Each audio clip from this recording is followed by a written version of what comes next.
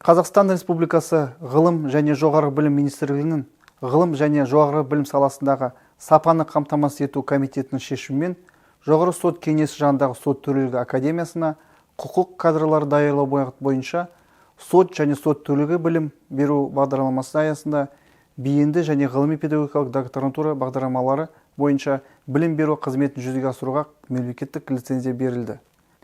Лицензия алу жоғарғы сот кеңесінің төрағасы Дмитрий Малахов бекіткен сот төрелігі академиясын дамыту тұжырымдамасында көзделген маңызды институционалдық қадам болып табылады.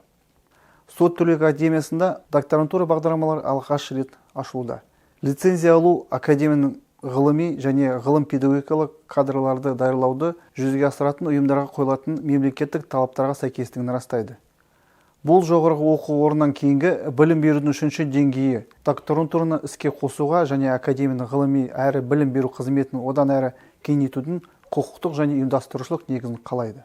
Докторантура бағдарламаларды жүзеге асыру философия докторы және бейін бойынша доктор ғылыми дәрежелерін алуға үміткерлердің академиялық және кәсіби дамуына жағдай жасап, судья кадрларын даярлаудың ғылыми құрамдасын арттыруға ықпал етеді. Сот төрелігі академиясының докторантурасына құжаттарды қабылдау басталған жөнінде қосымша хабарланатын болады.